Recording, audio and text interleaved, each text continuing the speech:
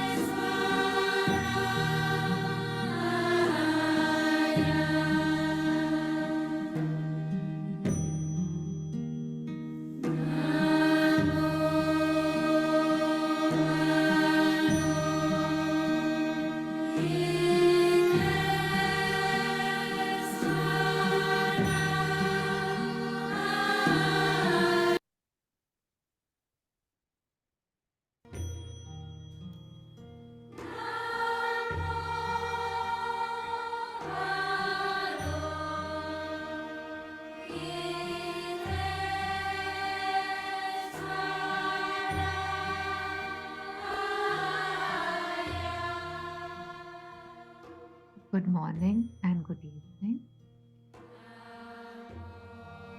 Just taking this last minute before we begin the Harmony Circle to be fully present, to ingather our consciousness, to be available, to be open, and to invoke the grace that would help us.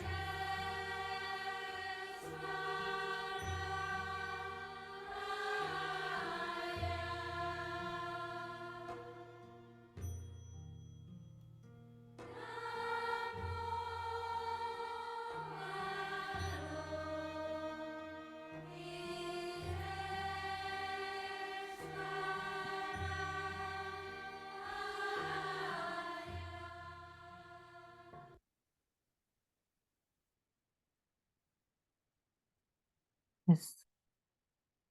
So let's start the Circle of Harmony. And the topic is the sinner and the sin. There's this saying, there's this quote. Some say it's from Mahatma Gandhi, while others say it's quoted by the Bible, that do not hate the sinner, right? Hate the sinner, love the sin, or hate the sinner. Sorry, hate the sin, not the sinner. So just wanted to delve into that in the Circle of Harmony today. What is the story of the sinner and the sin?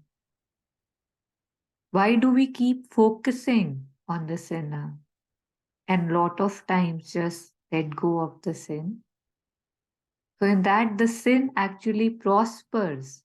While I'm hating the sinner, the sin, instead of getting less, it prospers more, it increases more, because now my sin of hating, of judging, of being frustrated, irritated, angry is being added, and the sinner and the sin remains. Yeah. So on this quote that hate the sin, not the sinner, in case there's anyone who would like to share, anything that's coming to them, any reflections, any thoughts, how they understand it, please feel free to unmute and share before we take up more sharing. Yeah.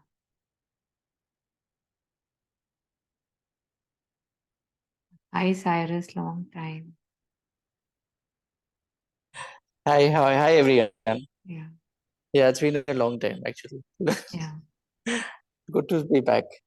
Yeah. Thank you. Yeah.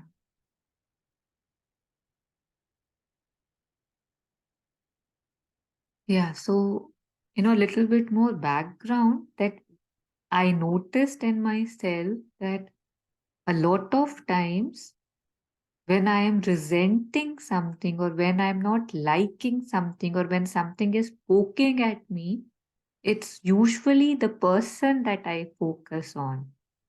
That if I see someone being very lazy, it's not the laziness that I focus on, it's the person who's lazy.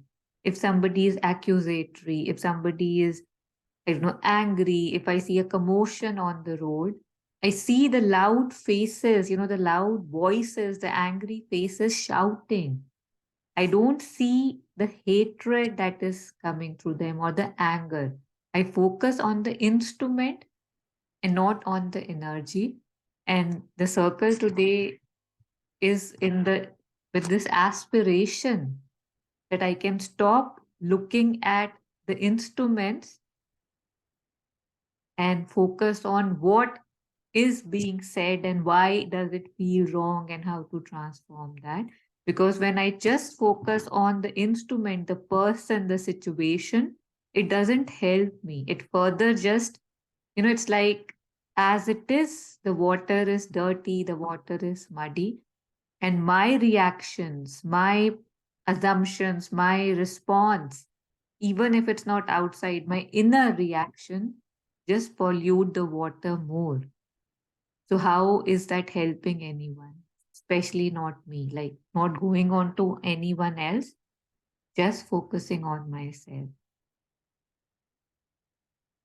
That I see something I don't like, I have movements within me that I give energy to. How's that helping me? Or do I not see that it's actually, taking away more of purity and adding more dirt and mud into my own conscience?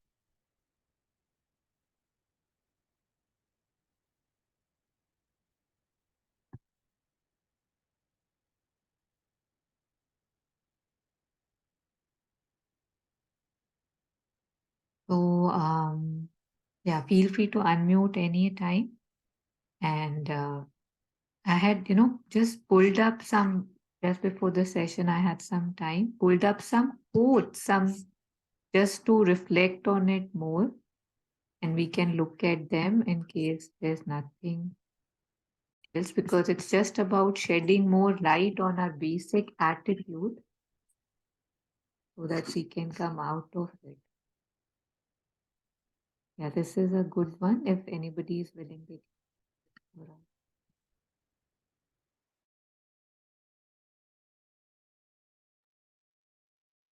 Yeah, I'll read it now. My dear mother, I have noticed that X has not stopped his bad habit. I hate him. That is quite a big word. It is said that hate is the reverse of love. At any rate, it is a dangerous sentiment which leaves you always at the mercy of the one you hate. To hate means that you are still attached. The true attitude is one of complete indifference.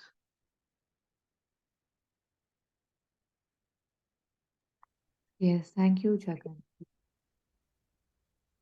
Are you saying something?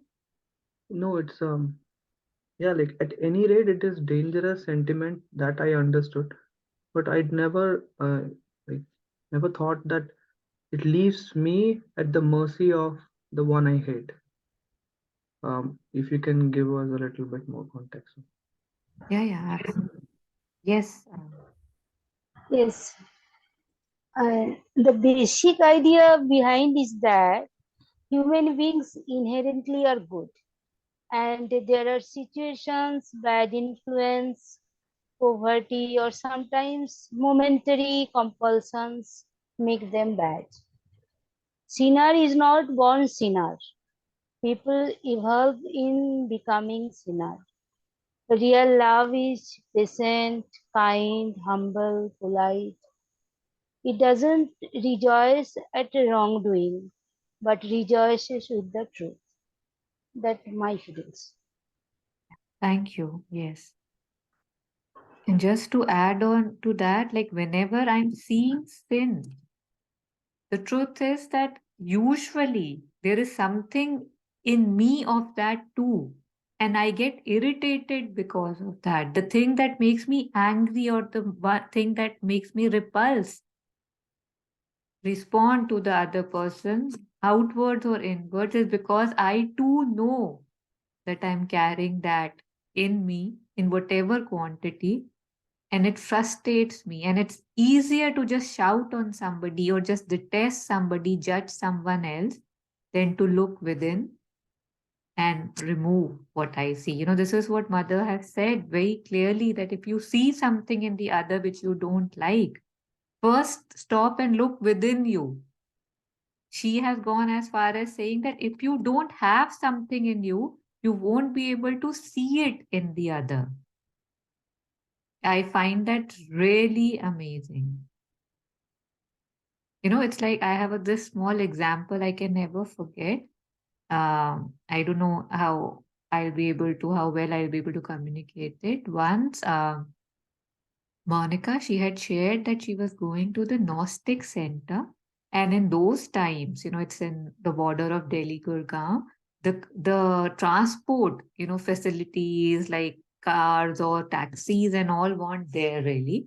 So she was walking, walking, walking. Suddenly a person came on a cycle and she took a lift from him on the cycle, and he left her outside the center. And then he probably was expecting some monetary thing, I don't know. But Monica, he got down and she said, I am very grateful for you, for helping me.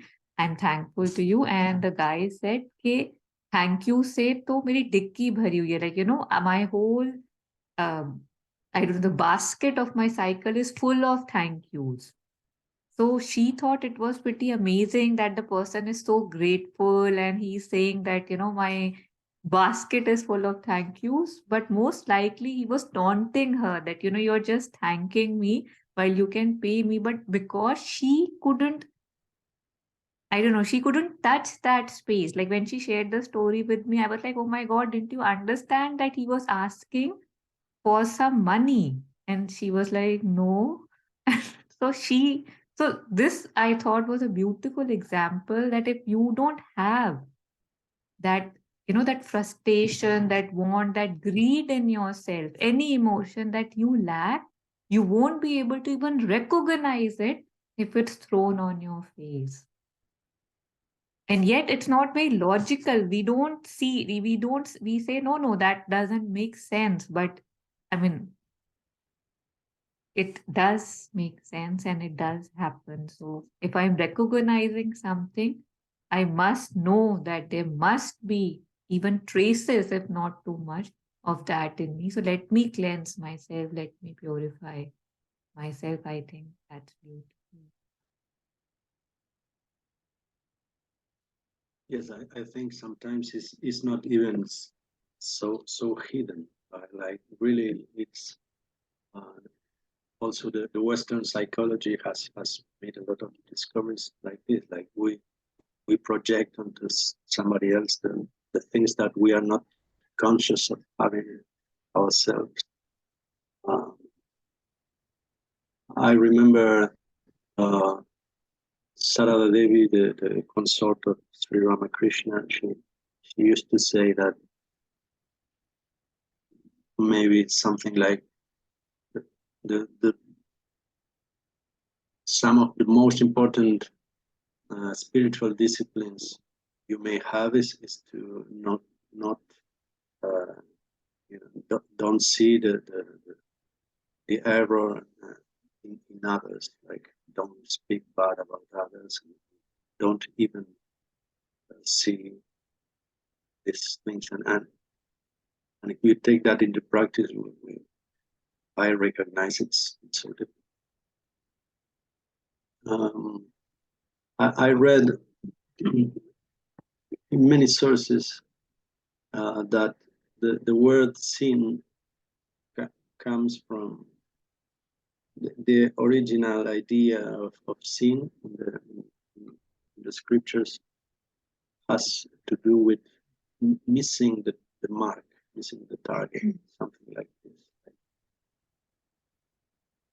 And I don't know how do you live this. Maybe we come from a different cultural background. I am more from a background related to the Christian religion, and I think the Christian religion emphasizes this idea of sin with guilt and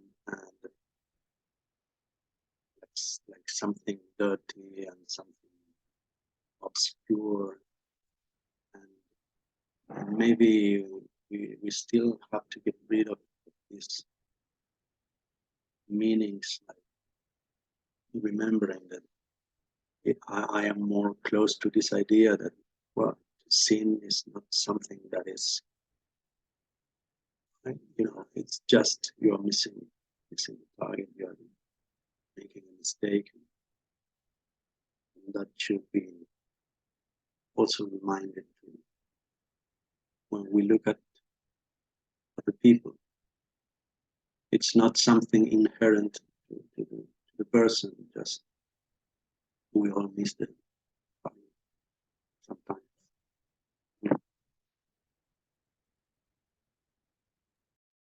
Yeah, thank you so much for sharing that. That sin is basically missing the mark. Just give me 1 second.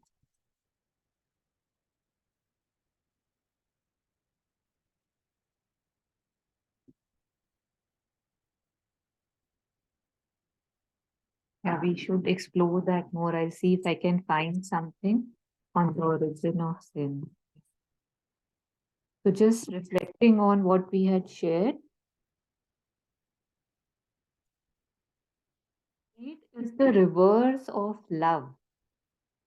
So just reflecting on this as well, that hate is the reverse of love. What does that mean?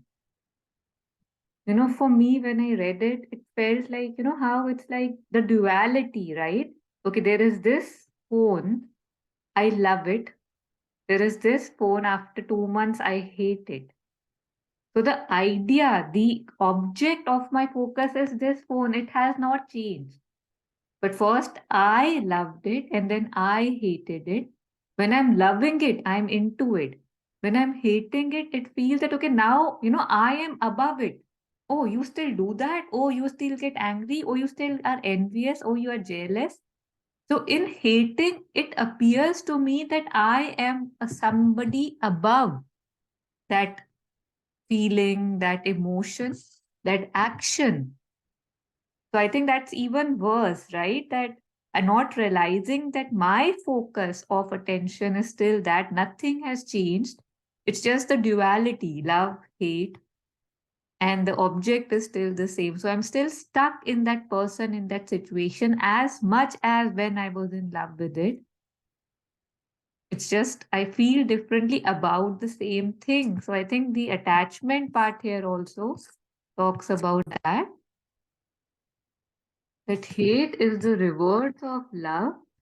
At any rate, it is a dangerous sentiment which leaves you always at the mercy of the one you hate. You're burning, you're like feeling that hatred, and how the person reacts, you will respond more and more towards it. To hate means that you are still attached. I think this is the key. That I think I have transformed, I have transcended, and now I can look down upon certain traits. But hate means that you are still attached, and the true attitude is one of complete indifference. So if I want freedom, if I want that, okay, I don't want to be here, hating is still me being there. Disliking, judging, looking down, despising something or someone is me still intricately, convolutedly, complicatedly. I'm still running around the same field, maybe in just a different direction. Kabir Ji's Doha, there's this beautiful Doha which says, again, very common that चलती चक्की देख के दिया कबीरा रोए, दो पाटन के बीच में साबुत बचा न कोई. You know, in those two, in that machine where we basically used to grind wheat to make wheat flour, so Kabir is standing and looking at that machine and wondering, and he's crying that, oh, nothing, no one is being saved under the wheels of duality. That first I am loving, again I'm not present to myself. Then I say, okay, I'm hating, again I'm not present to myself. So my whole life is spent in loving, hating, despising, rejoicing, crying, and I'm not present to why I came, what is my purpose, what do I need to do, what is it teaching me, because I'm just so busy giving my emotional responses.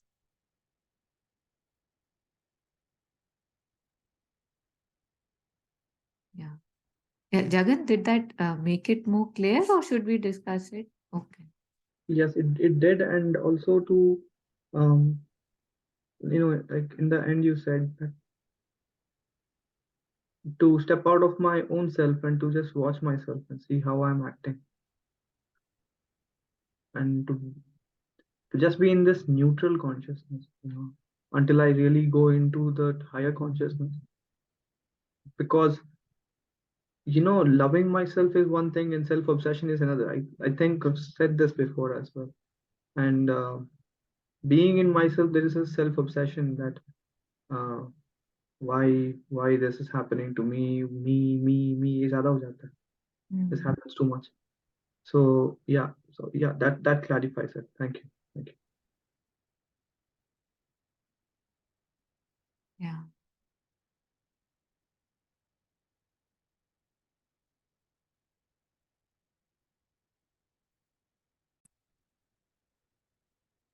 So the true attitude is one of complete indifference, that it doesn't matter. That's so beautiful. Again, this is from the incarnate word only. And here it says, hate not the oppressor, for if he is strong, thy hate increases his force of resistance. My hate increases his force. And if he is weak, thy hate was needless. That if I'm hating something and they are strong, their strength would increase due to my hating. So the purpose is not solved. And if they are weak, then what will hate do, right?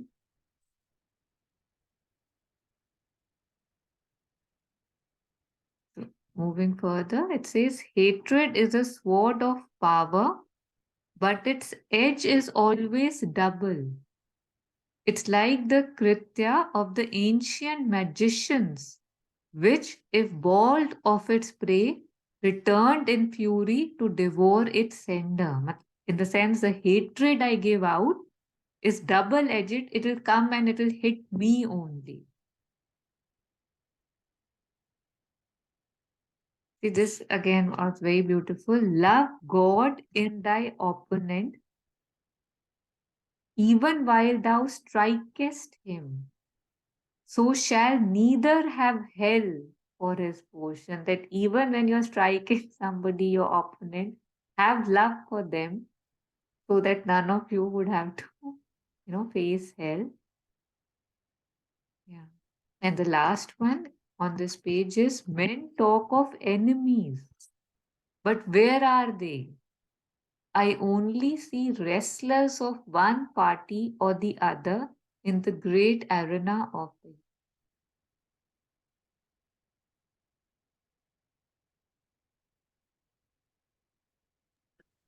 And that 220, can you again explain that, please? Love God in thy opponent, even while thou strikest him. Say if one is, say again, hitting someone, or say there's a war situation, or if you're just playing a game and you're trying to lose, win, sorry. A lot of times we do it with some hatred, right? And aggression that I have to win and the other person has to be down. While in war, you can imagine, right? That there's a hatred needed. We think it's needed, and yet it's saying that even while you're hitting someone, still feel love for them, because otherwise, if there's hatred, either he or you will be burning in hell. Because feeling the hatred is hell itself, right? If I am hating, I'm feeling that hell. I'm burning in that hatred. But if I hit with love, that, oh, the same God, say for when you asked, actually, the image of Mahabharata came, right? Like in Mahabharata, in this, how it's like he doesn't have to hit with hatred. He's hitting, he's killing for the dharma. That's what Krishna told him, right? And he said that you're not even the one who's hitting, I am the one who's hitting. But when I hit with a lot of negative energy, right? So they are saying that even if I have to say no, even if I have to go against someone, I don't have to have a feeling of rejection, dislike. They are on their own journey. They're doing what they are supposed to do, right?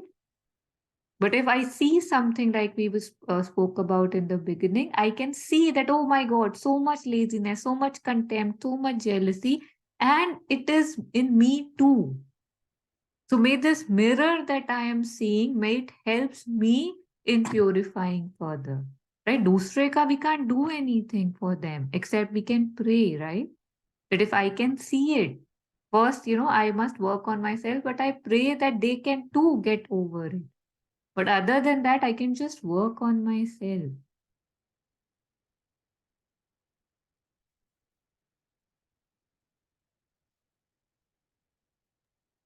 Does respecting one another also have to do anything with this approach of loving instead of hating? I asked this question because in school we were taught that respect your adults and respect the old people.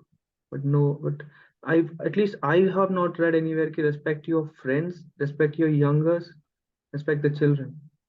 So what happened is now I respect my adults, but my age group, I judge them. I know it's a bad habit, but I judge them. And and with judgment also comes denial of their opinions, of my opinions, and there comes the hatred. And like you said, it is absolutely a double-edged sword, and it hits both sides every time. It's not like it'll only hit one side, because I've hated people, and I know that that took away my peace. Couldn't sleep at night. So how does one respect every individual, man? Like, let's say that let's say that okay, let's say I finished my 10th standard. Then I see a boy who's just come into first standard. Normally I would think that I am a 10th standard guy. I have done 10 years of 12 years of learning, including preschool, and now he's just a boy. Why should I even listen to him? Instead of that, how do I respect even a 1-year-old for his own actions, and also not hate him? I wouldn't hate a 1-year-old, of course, but to not hate those actions, and just see ki, okay, there is also something to learn from a 1-year-old. Because while I'm growing up, I'm also shedding some of my really good habits in the that I had as a kid. Why cannot I love those good habits in him and also take inspiration from him? So the moment I go into that mindset, I feel that I don't even have to tell myself to not hate him, because I will not hate him, because I'm respecting him for his own things. So is there a process, ma'am? Because right now I'm not there, so just asking. No, you yourself has completed your whole circle. You started with how do I hate him? Then you said no, but I would love him because there's so much I can learn from him. So I don't know, it's a bit, how our mind confuses us. But if I have to respect anyone, let me start by respecting myself, right? If I can respect myself, I will respect more people. If I can love myself, I love everyone. Right? That's what I have seen. Because you are saying that you were told to respect elders and you respect them, but you judge. the ones who are younger to you, but I don't think that is possible. You know, I might not openly judge them, but judge I will if I judge. And because I judge myself, that's why I'm judging others. The day I stop judging myself, I will stop judging elders, younger, anyone. But as I have not seen this honestly, that I can only judge these people, but I will not judge them. I mean, it's not No, possible I that it, totally agree, ma'am. Yeah, like, there is always judgment, absolutely. But with adults, no, in me, I have a cross questioning. If I'm judging, then I cross question that judging, that are you really right? And there is a fight inside between the ego and the consciousness, that no, this is right, that is right, and all that. Like, my mom tells me that you should stop, drinking, uh, you know I don't know, you should start, like, you should start waking up at 5 in the morning. I would say ki, the first thing is, I'll say ki, I'll judge her ki, does she wake up at 5 in the morning? Why should I wake up at 5 in the morning? And then the ego battle between the ego, and at one point the consciousness wins. It tells, and I'm convinced that my mother is right. But there is a cross questioning between adults. So this cross questioning, why not I also have with little ones? Sometimes they do certain things that I find ki, why did they do it? But then after I sit for a while, how sometimes I find that they are right. Sometimes I just brush this thought of even having this back and forth questions within me, because I just think that they just don't know, and that's not right.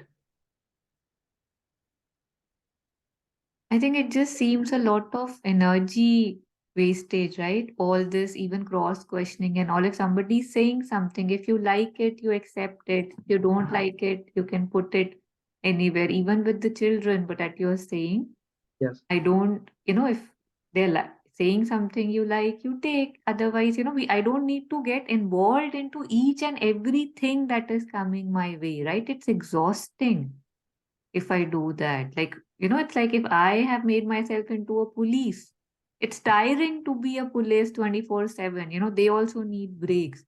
So why to be a police, right? Like we do. No, exactly, ma'am. Like, it is tiring. It is absolutely tiring, because there's so much else to do, and this mind is already tired of thinking of itself and this thing, which is why the question is that, on how to learn to respect them. Yeah, just learn to respect your own self, learn to love your own self. If I have to question someone, let me question my own self, right? कि वो तो करता ही है, why do I do it? If that person is acting weird, do I not act weird too? Why do I act weird? So let all the questions, all the judgment, all everything be directed towards my own self, because here, if I'm directing them, maybe something changes. But if I'm directing them out there or just open in the air, nothing would change. Things would even go down further. So let me not spread more hatred, more judgment. Either let me be indifferent so that there's nothing coming, or if I want, I can work on myself, look within, that why am I feeling that? What's in me that's kind of getting, poked by this? Why am I getting poked? Why am I getting disturbed? So, ma'am, I'm so sorry to take so much time today, but if I'm in a situation, can you give me like a example of, let's say, ki tomorrow tonight I'll meet a friend, and the judgment comes in, like judgment. Then how do I turn that judgment? How do I respect myself? How do I ask those questions to myself, or like how do I approach that situation? Like what? Say, give me an example. What did Yes. they say that you would judge? Not judge, but yeah, like judge. But let's say my friend tells me that you should get married, Hmm. or something. I listen every single day from my friends, Yeah, and you should get married. yeah. And now I want to respect myself and also not offend him. So I don't know if this is the right question, but if you No, no, can. absolutely. Yeah, somebody said you should get married. Yeah. Yeah. So, Okay. why is there a response to it? Why is there a response to it? If you want to get married, get married. If you don't want to get married, don't marry.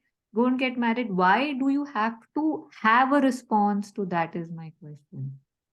So if somebody is saying something which you feel is none of his business, so I hear it, I know it's none of his thing, I can just say yes, yes, yes, let's see where life takes me. And I can question myself that do I give unsolicited advice? Do I ever say things which I have no business in saying things to, which we mostly do?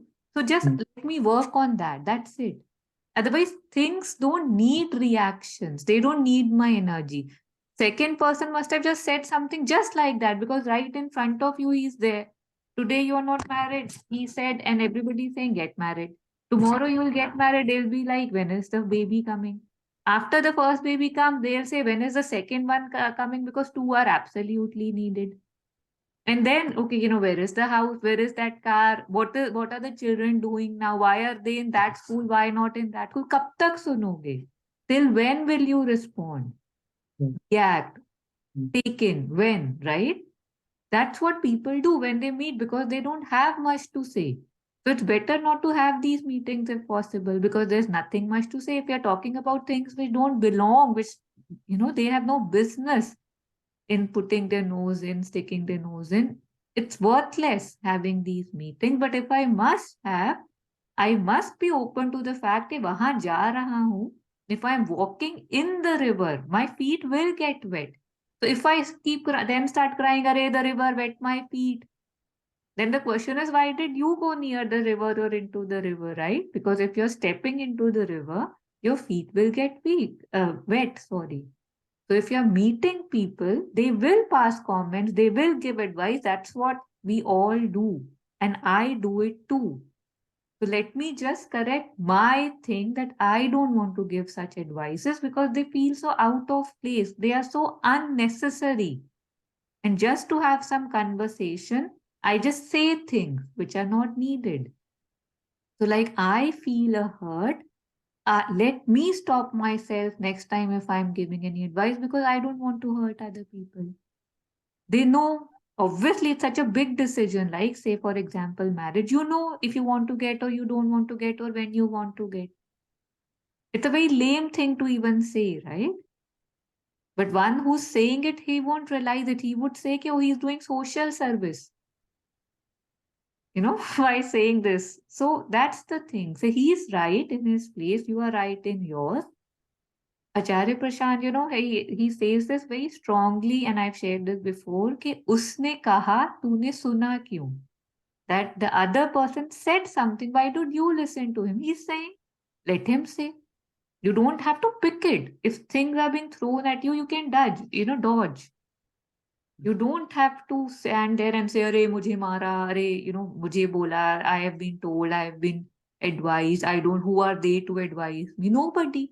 Don't react to it. Simple. Yeah. It was But only the an thing is, example. when they give this advice, your brain starts running, right? That's your problem. You start jumping. So again, the problem is not outside, it's inside, right? Somebody says something, I could have not reacted, but right now I'm reacting and I'm getting annoyed by my reactions, my movements, not them. Yes, I've literally stopped meeting those people. This was only an example. Like the people I'm meeting now don't talk about my marriage, only on phone though. But the question anyway, I'll ask you this question some other time, man. That I'm not understanding how can I understand that before, when I shouldn't answer that. I should just say ki, I shouldn't think about such things, or I shouldn't, react to it.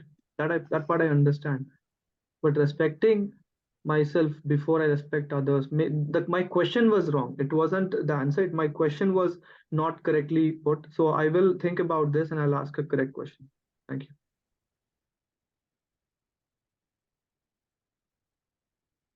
If I have made some decisions for my life, I respect myself and the decisions that I am making.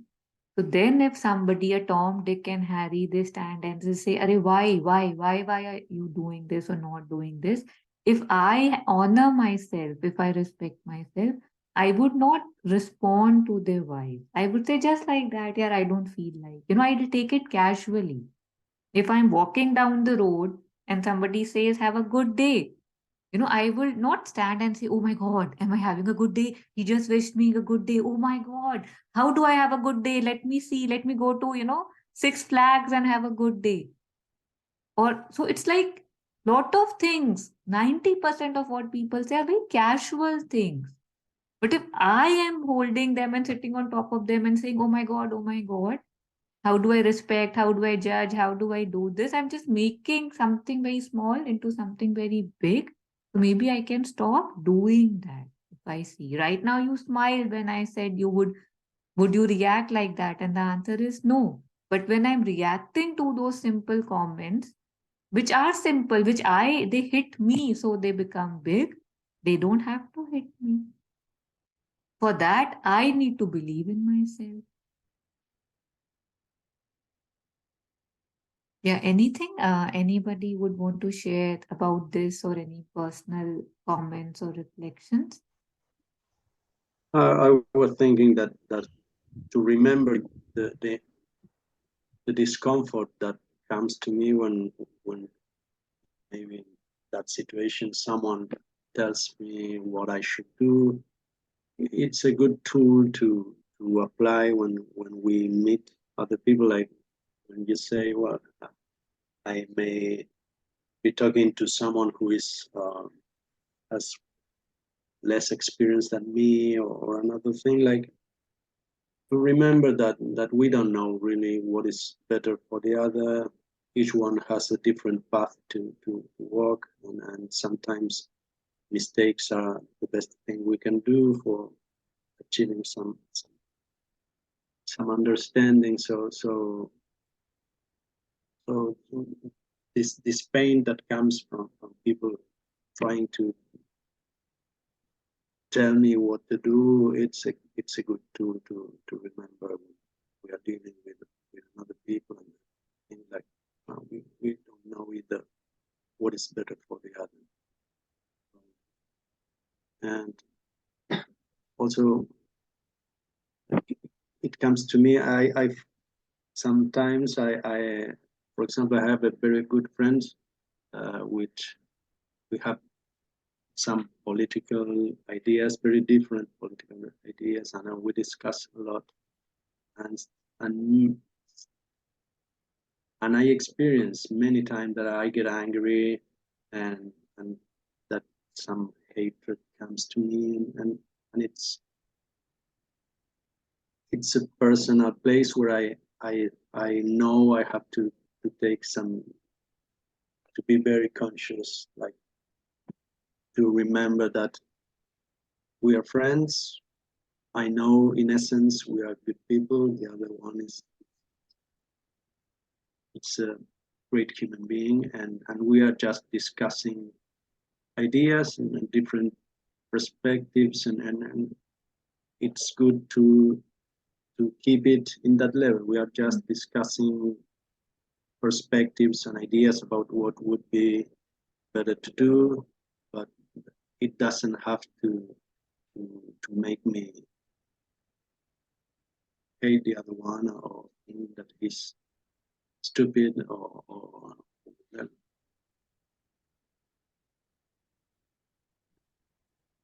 Yeah, thank you.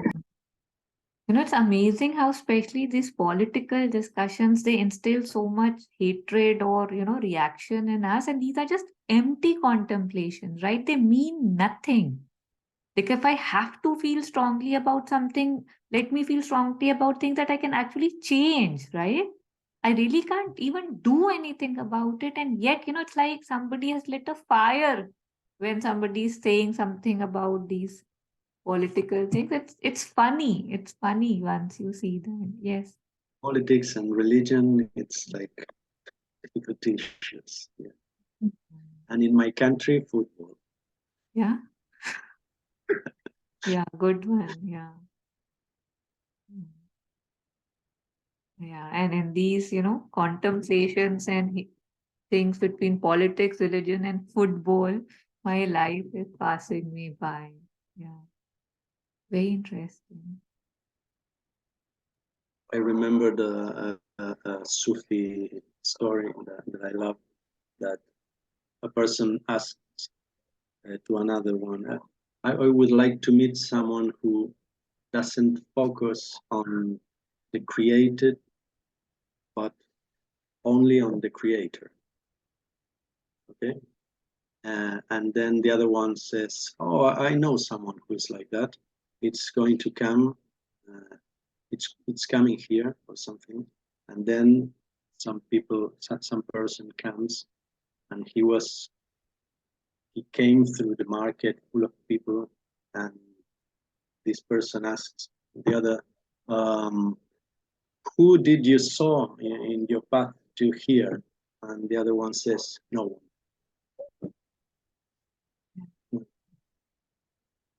Like, I understand why this exercise of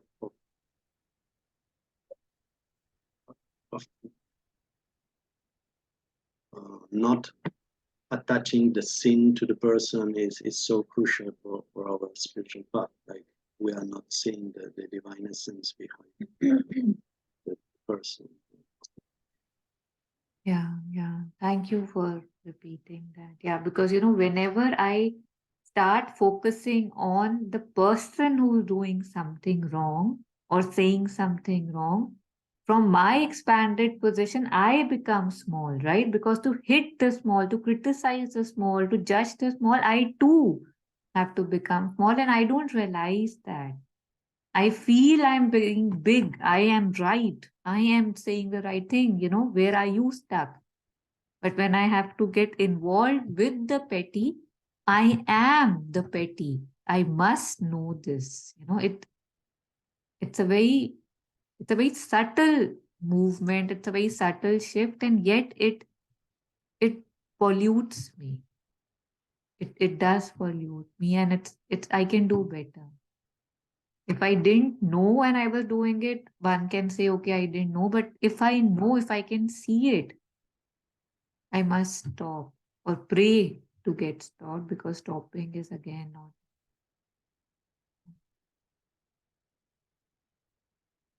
Yes, Cyrus, I am calling upon you. You have graced us with your presence after a long time. So before you leave, any, I don't know, reflections on the topic or anything you've heard so far? Yeah, I mean, it was really interesting listening to everyone. And, uh, from a personal standpoint, I feel that, I also had this thing about jealousy and hatred, but I think over a period of time, I think, what you said is absolutely right, because, when you remove that, that feeling of hatred, or, you have that thing of indifference, you feel much lighter inside, So I don't know, I think I was just reflecting, and I don't know how it came about, but over a period of time, that is not there now anymore, that I hate someone, or that strong feeling that I dislike this. So, it is a lot of, even when people talk against you, or, they talk a bit, what even Jagan shared, there will always be people who will be talking behind your back, and you just have to let go, because the more you react, you're just probably putting, more pressure on yourself, So these are the thoughts that came to me, I mean, I guess it comes with little bit of experience also. As you mature, I mean, you try and let go of, the outside, and you focus more on yourself, I mean, that's the best we can do, right? And, you've always shared one thing that, uh, that I remember, very closely, that, that no one, we don't know who's right and who's wrong, when people say this or people say that, we are no one to pass any judgment, He may be right in whatever he's saying, he may be wrong in whatever he's saying. So, just, if you keep thinking, you just put a lot of pressure on yourself, So just let that go, and just focus more and more on yourself. So those are the things that came to me, actually. Thank you, Cyrus. Sure.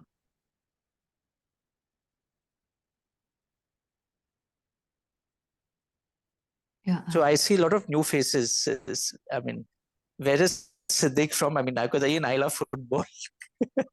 So I was wondering where is he from? I mean, Yeah, Juan, you're right now in Argentina, right? Yes, yes, Argentina. oh, wow, lovely. World Cup winner. So, okay.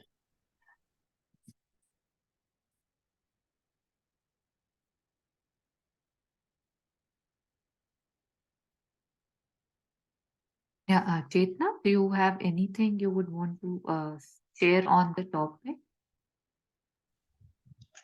Yes, thank you. Thank you, Taru. Thank you.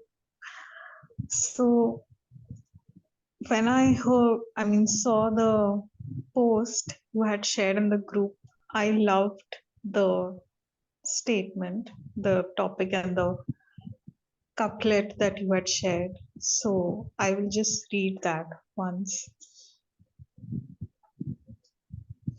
It says, hating the sinner is another sin. To find the true culprit, let's look at the roots of sin. Yeah.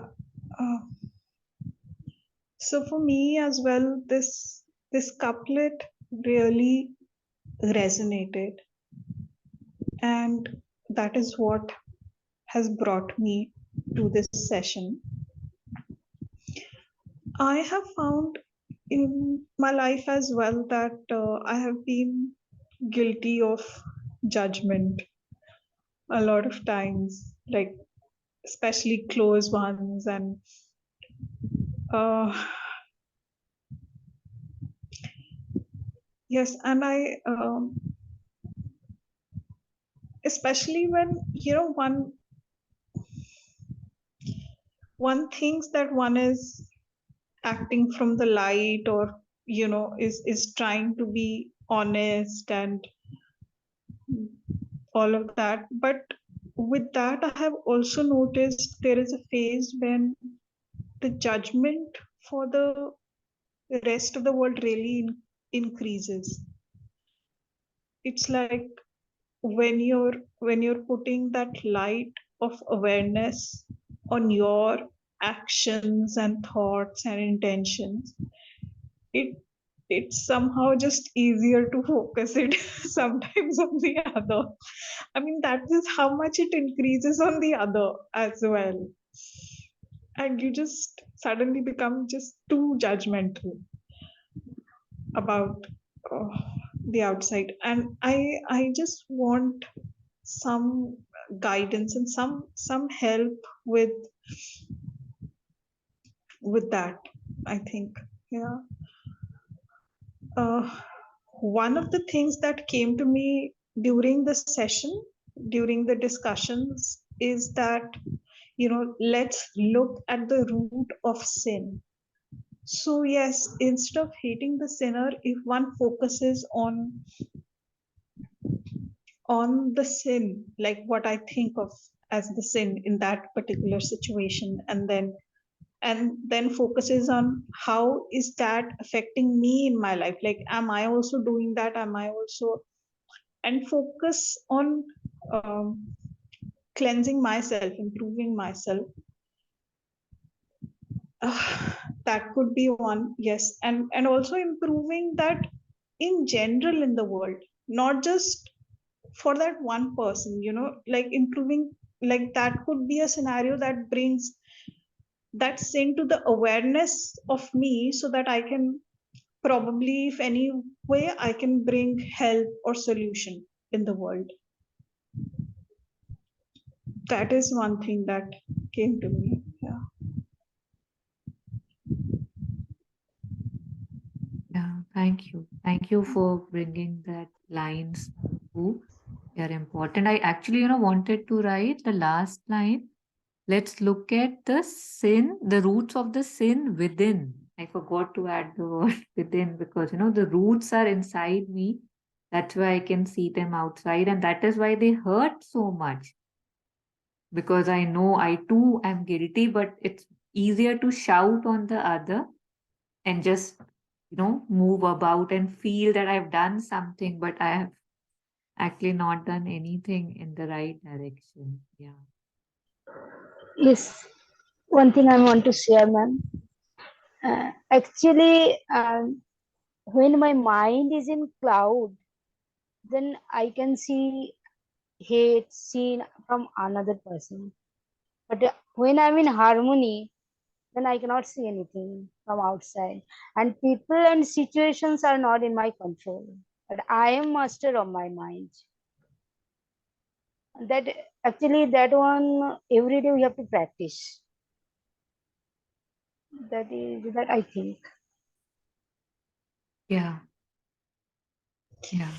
Yes, one of the just the images that came to me right now is that of a lotus, the lotus and the mud, like how it comes from the mud. So one could use everything to basically become better and become the lotus. Like, yes. But it's such a tussle in the real world, I have to admit, because it's like it just takes a second to focus, yeah, more on the other. Also, I have found that indifference is really difficult. Like either I'm cleansing myself or cleansing the other or cleansing the environment, but it's like indifference is really difficult, and often it's like in the situation to fix the other, I get myself dragged into like a rabbit hole, into that frequency, and then like literally a rabbit hole. And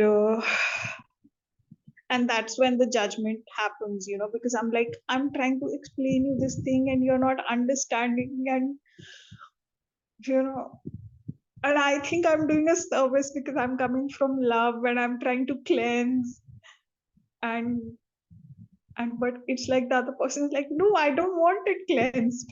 And I'm like, no, but can't you see I'm doing a favor? And it's just like, and yes, but please tell me, how do I what do I do about this urge of mine? Yeah, thank you. Very nicely put. We all struggle with that. I think one thing one has to be convinced of is it's not a favor when I'm trying to cleanse anyone. And the only thing I can do is to cleanse my own self. That's it. Like, that's it. Like, full stop. There's no if and but about it. And there's arrogance in cleansing. There's, me, I can see, the other person can't see. But that's really disrespecting everybody's journey, thinking mine is superior than anybody else's. So it's just to know that I really, and when you were talking about it, it's very difficult. Today, when I was just looking at some quotes, I saw a few, and this one again from Swami Vivekananda. I was reminded of that when you were saying how difficult it is. Would you like to read it, Chetna? Yes, yes. Strength is what the Upanishads speak to me from every page. This is the one great thing to remember. It has been the one great lesson I have been taught in my life. Strength. It says, strength, O man, be not weak. Are there no human weaknesses, says man?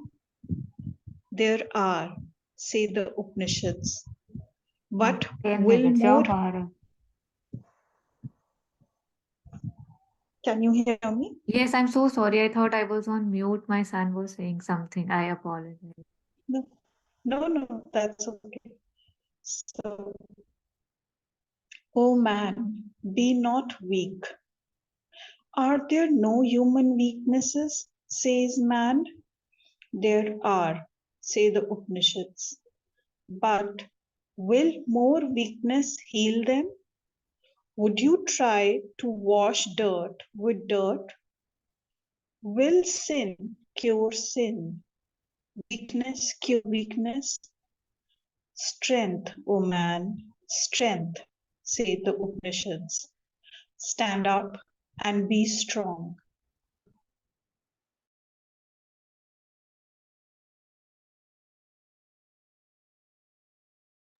So I don't know if this helps in any way in shedding the light that if I am trying to correct others, right? I'm holding a position of, oh, I am so righteous, and the other person is making a mistake, or he's doing wrong. I know what's right, or I know what's right for him. And as we have seen again and again and again and again, that everything is relative. What is important for the other's journey, I don't know that. So, what is Swami Vivekananda saying here? That the Upanishads have spoken, have taught me one thing, and that is strength. Let me find that strength within. And that's the only thing that teaches me. Because if somebody is doing wrong and I keep saying, oh, you're doing wrong, you're doing wrong, I'm just throwing dirt on dirt. I'm just, if somebody is doing wrong and I'm hating it or judging it or feeling frustrated about it, I'm just putting sin on sin. They are weak, and by my weakness of not being able to control myself, I am increasing the weakness in the universe. So let me be the strength I want the others to be, and let me, just pray if I must, if I want to really do something. Other than that, anything that I'm doing, remembering that no matter how pious it looks, it would be putting dirt on dirt, sin on sin, weakness on weakness. Yes, absolutely. Thank you. Thank you. I really needed this. Yeah, we all do. We are all walking the same path. And again, somebody has spoken about error. Yeah, Jagan, you can share. Ma'am, you can tell, and after that I'll share. Not really important. Thank you. No, you say then it's the next one. Maybe we don't even need to take it today. Okay. So it's been such a wonderful session with Juan, with Saswati ji, with Cyrus, with Chetna ji and all. When Saswati ji said that how unless I am not in harmony with myself, it will always be this struggle. And that's so true. And Cyrus, when he shared about how he was also having issues with jealousy and all these things, I'm able to relate it. I'm able to relate it so well. And I'll come to my point. And Chetna, when you shared about the lotus, no, I I somehow I today I'm able to, maybe I'm wrong, but ma'am, maybe I'm wrong, but today I'm able to understand the symbol of Sri Aurobindo's symbol, where aspiration and grace, inside there is lotus. I used to think, what is the significance of lotus? But maybe I'm wrong, but this is what the significance is, that I can be a lotus in a mud with aspiration and grace. So that is also one thing very interesting and very happy to know. Okay, if my chaos and if my peace are two different friends that live in me, I've spent so much time with my chaos and I've become so attached and bonded to him. So now, you know, I wrote my question that if I'm in a situation where I want to lash out at a friend for something they didn't do, or something they did against me, or something that just hurt my ego. So, what is the thing in me that I should respect? Like, which will help me in being peaceful. So, if being peace is what I should respect, peaceful is what I should respect, then I need to know what a peace, how this friend is, because I haven't spent much time with this friend whose name is Peace to understand that he is what I need in my life. So the first thing is I can spend time meditating to be a friend with my peace, But is it only the peace I should respect in myself, or is there any other element in me that I should respect when I'm in such a situation that I can just take a step back and be in harmony? Yeah, Jagan, again, we don't have to, we can take things very simply, right? If I have made some decisions in my life, and if somebody's questioning them or telling me that, no, no, no, you do that, it has no value. It's as simple as that. I don't even need to say that, no, see, I do respect myself. I don't have to remind myself. If I am in harmony, if I have faith that I am being guided, if I have made a decision which doesn't bother me, now I have accepted. Say, if I've offered something to the mother that if you will, may this happen. And then if somebody says, "Kya re, aap ye nahi kar rahe ho," and then if that makes me shiver and shatter, that means that my faith needs to be worked on, right? That I have said, I have offered, and yet when anybody mentions it, I move, I dance to their tunes. So that means my position within myself is not strong. So just to strengthen my own position is all there is. That, I am confused. This is decision. I have sincerely offered it. And if somebody says something to me, I can again reaffirm my offering, right? Mother, that person is saying this. I don't know if that's true, but I'm offering it to you. His comment, I'm giving it to you. Although obviously she's hearing all the comments, but just for your own mental satisfaction, where are you standing? You need to look at that, right? Who are you holding on to while you are standing? Who is your anchor? And if you don't have an anchor, find an anchor.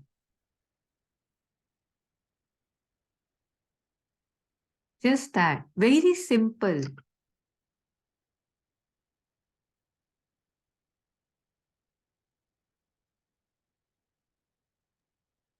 Yeah, thank you, ma'am.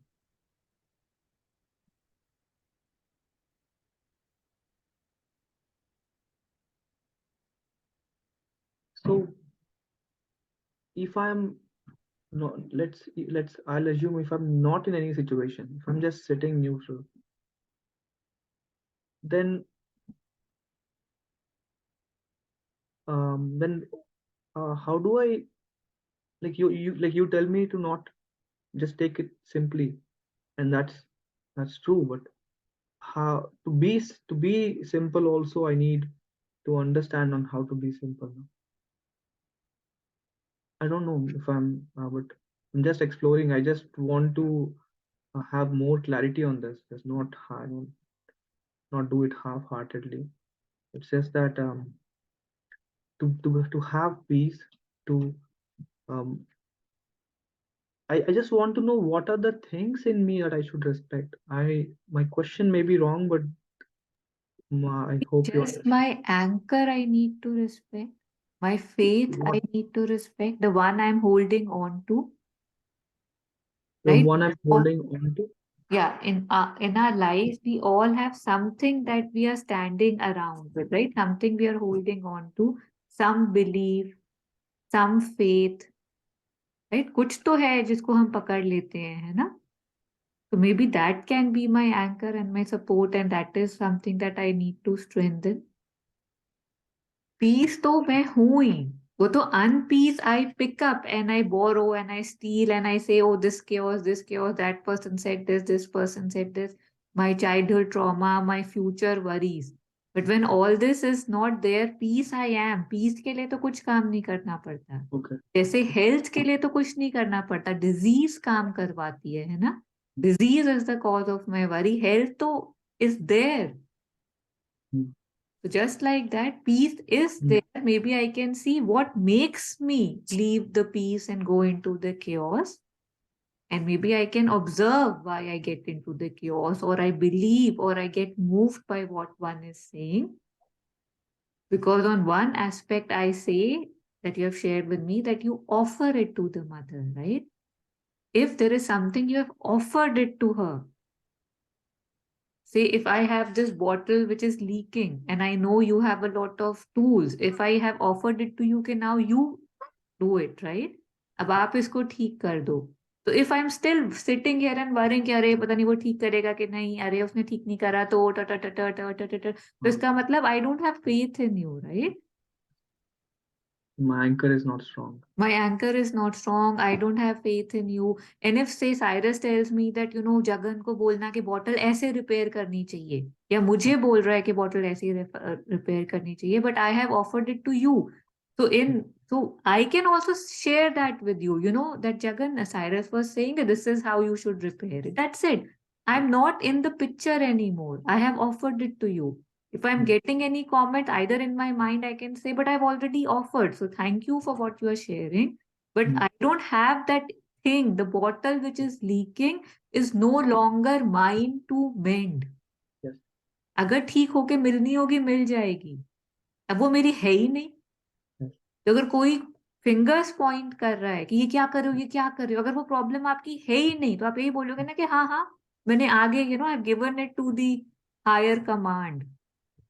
You don't have to say this, but you know it, right? Yes. Understood now. Thank you.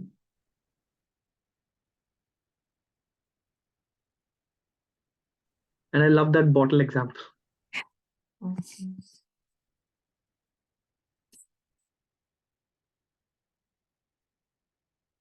So I think we can end the session here. So just I was sharing one quote, so I'll just share it.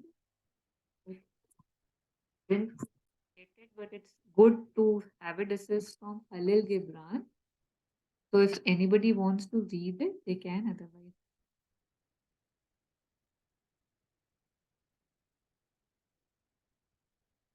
yeah.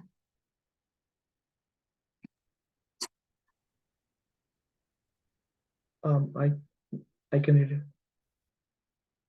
Love and hate. A woman said unto a man, I love you. And the man said,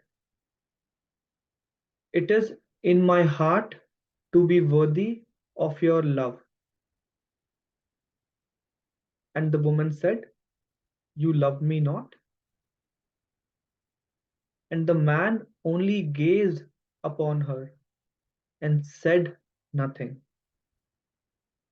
Then the woman cried aloud, I hate you. And the man said, then it is also in my heart to be worthy of your hate.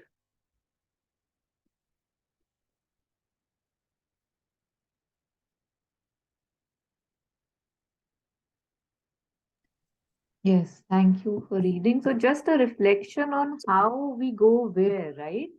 One person says one thing and we go like totally on top of a mountain. The same person might say the opposite next day and then we fall. Like we are just puppets to these action, reaction, comments, judgments.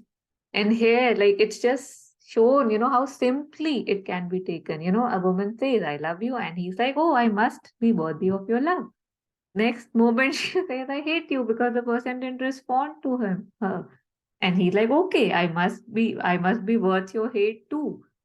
So this too is an approach, right? I don't have to just move and jump and be puppeted every time. It means nothing. But if somebody says, I love you, मेरे पूरे वो शुरू हो जाते हैं, right? Oh my God, what does it mean? Do I say it back? Do I not say it back? Kind of like I get onto a roller coaster. And among other things, I'm sure there would be a lot many interpretations. But one thing that it's simply teaching me is I don't need to get on a roller coaster for everything that is said to me. And I'm worthy of everything. Everything lives in me. The love, the hatred, in me and everyone. So the roots, like it's the same, that it's a collective thing that I'm touching, that the others are touching. If I see it outside, let me look within. And let me see, if I'm seeing, let me see the hatred and not the thing that I am hating, but what I am hating or not liking. May I look into myself and offer that. Yeah.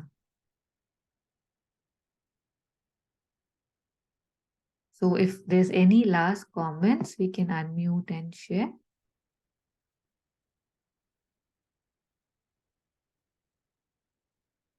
So, yeah.